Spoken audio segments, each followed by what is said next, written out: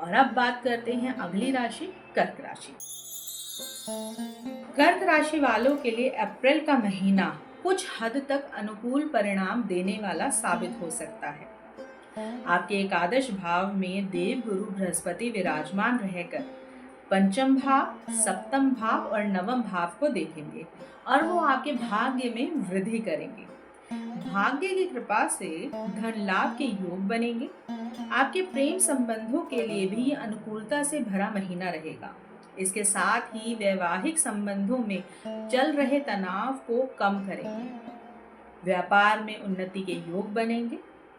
लंबी यात्राओं से आपको इस दौरान लाभ होने की संभावना पूरे तरीके से बनी हुई है। विद्यार्थियों को विदेश जाकर पढ़ने का अवसर मिल सकता है। आर्थिक मामले में भी ये समय बहुत अच्छा रहने वाला है, लेकिन आपके पिताजी को लेकर स्वास्थ्य की समस्याएं आपको परेशान कर सकती हैं। भाई बहनों पर भी ग्रह गोचर का प्रभाव पड़ने से आपके और उनके संबंधों में असर पड़ सकता है और उन्हें स्वास्थ्य संबंधी समस्याएं भी परेशान कर सकती हैं। इस महीने आप विदेश जाने में सफल हो सकते हैं और कई बड़ी प्रॉपर्टी खरीदने में भी सफल हो सकते हैं। आपको कार्य क्षेत्र में अपने वरिष्ठ अधिकारियों का सानिध्य मिलेगा, जो आपके लिए लाभदायक रहेगा। फाइनेंशियली बात करें मैटर की, तो आर्थिक स्थिति को देखें तो आपके लिए महीना कई मायनों में अनुकूल रहने का दिखाई दे रहा है। महीने की शुरुआत में कुछ कमजोर स्थिति रहेगी आर्थिक रूप से, लेकिन जैसे जैसे महीना आगे बढ़ेगा आपके आर्थिक लाभ आपके प्रबल होते चले जाएंगे।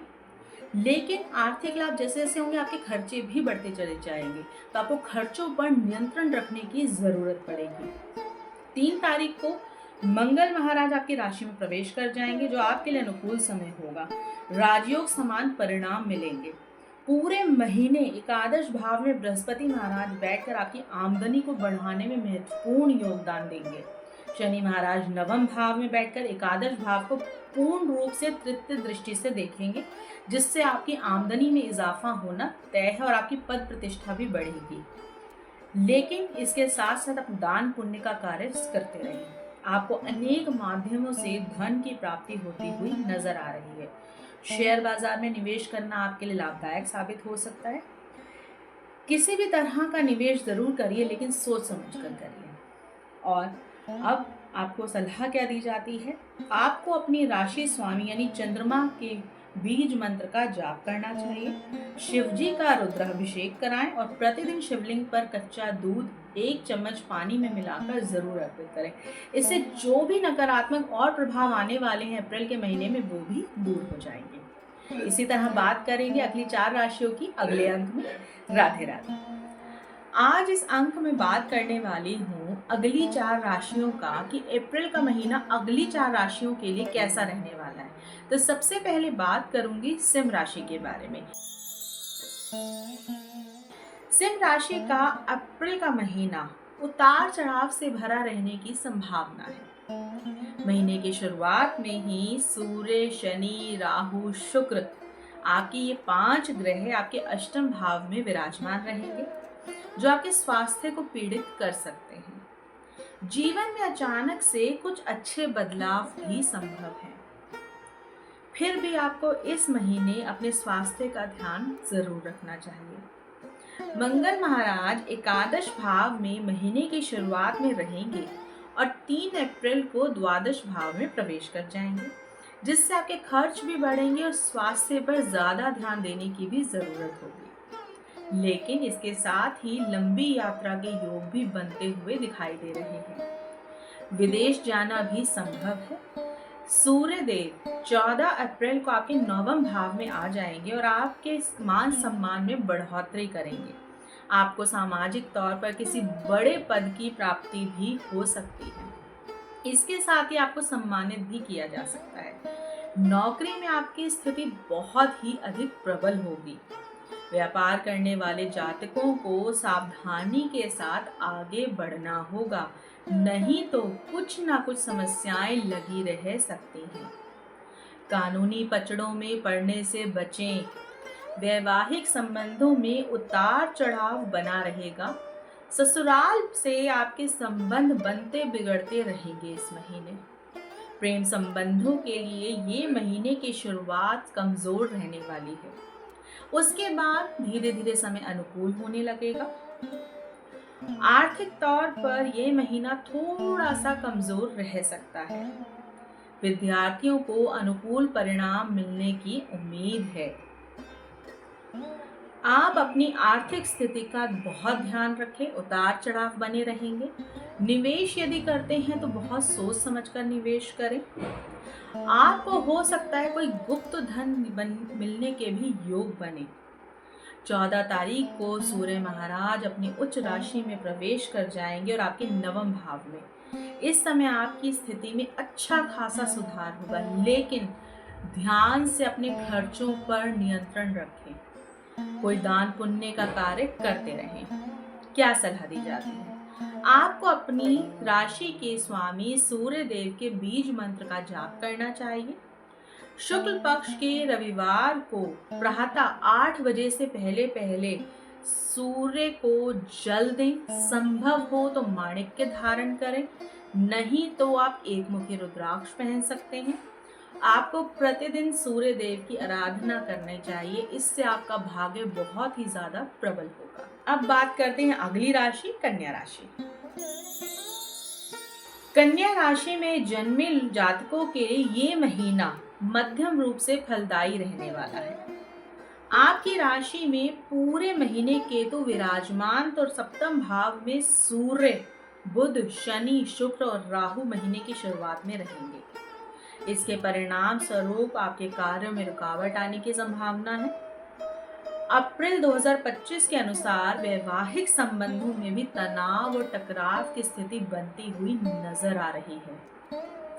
आप और आपके जीवन साथी को स्वास्थ्य की समस्याएं भी परेशान कर सकती हैं, जिससे आपको कुछ निराशा महसूस हो सकती है।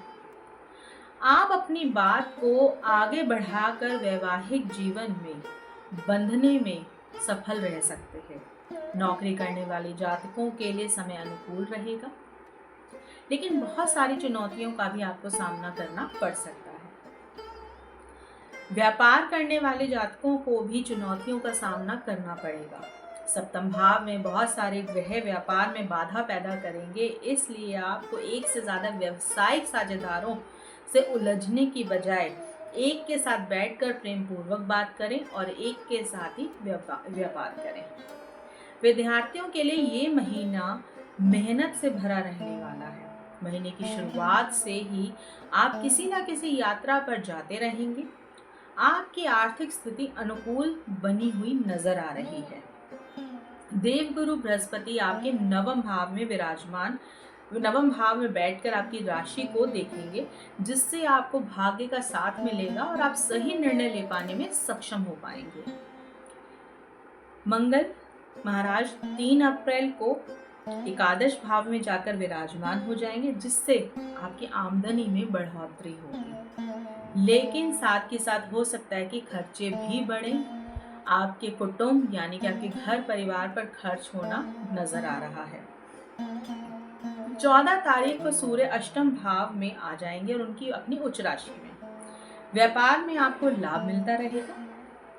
सलाह क्या दी जाती है? आपको अपनी राशि के स्वामी बुध महाराज के बीज मंत्र का प्रतिदिन जाप करना चाहिए। बुधवार के दिन हरे रंगों का वस्त्र अवश्य आप धारण करें, इससे आपको फायदा होगा और आपके स्वास्थ्य में भी सुधार आएगा और आपको व्यापार में भी लाभ मिलेगा।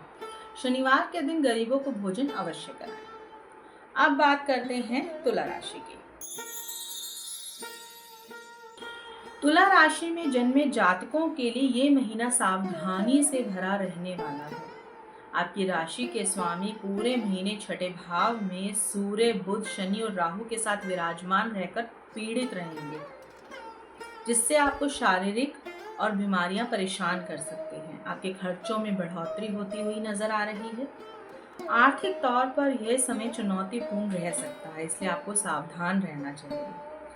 जहां तक विवाहित जातकों का प्रश्न है, तो ये महीना आपके लिए अच्छा बना रहेगा और आप दोनों मिलकर दाम्पत्य जीवन को बेहतरीन बना पाएंगे। प्रेम संबंधों के लिए भी ये महीना चुनौतीपूर्ण रह सकता है। आपके प्रेम में समस्याएं रहने की संभावना है और आपके रिश्ते को बचाने के लिए आपको बहुत मेहनत करनी पड़ सकती है। आपको इस महीने पग पग पर ध्यान देने की जरूरत होगी। व्यापार करने वाले जातकों के लिए थोड़ा सा समय अनुकूल रहता हुआ दिखाई दे रहा है। व्यापार में अच्छी उन्नति देखने को मिल सकती है। आर्थिक तौर पर यह महीना थोड़ा कमजोर रहेगा, तो सावधानी से चलें, अपने खर्चों पर ध्यान दें। विद्यार्थियों को भी कड़ी मेहनत इस महीने करनी पड़ सकती है। हालांकि विदेश जाने की जो लोग इच्छा रखते हैं वो इस साल विदेश जरूर जा पाएंगे। आर्थिक स्थिति को देखें तो ये महीना उतार चढ़ाव से भरा रहने वाला है। आपको अपने धन संचय करने की प्रवृत्ति पर ध्यान देना होगा, अन्यथा आपको बहुत परेशानियां आने वाली हैं। पूरे महीने केतु महाराज द्वादश भाव में विराजमान रहेंगे और छठे भाव में सूर्य, बुध, शुक्र, शनि और राहु रहेंगे, जिसके कारण आपके खर्चों में अनचाही बढ़ोतरी होगी। 2025 के अनुसार बृहस्पति की दृष्टि आपके दूसरे भाव पर रहेगी, जो कुछ हद तक आपको धन संबंधी समस्याएं दे सकती है। तो इस साल यानी अप्रैल का महीना आपके लिए मिला जुला रहने वाला है। थोड़ा सा खर्चों पर नियंत्रण रखें। क्या सलाह है? मंगलवार के दिन मोतीचूर के लड्डू का दान करें। नहीं कर सकते आप घर में प्रसाद बनाएं, उनका प्रसाद बांटें। शनिवार के दिन काली उड़द की दाल आप गरीबों में जरूर बांटें। शुक्रवार के दिन माता लक्ष्मी के मंत्रों पर जाप भी आप जरूर करें। ये आप अगर करते हैं तो आपका अप्रैल का महीना तुला राशि वालों के लिए अच्छा रहेगा। अब मैं आपसे मिलूंगी अगले अंक में, तब तक बने रहिए मेरे साथ। नमस्कार।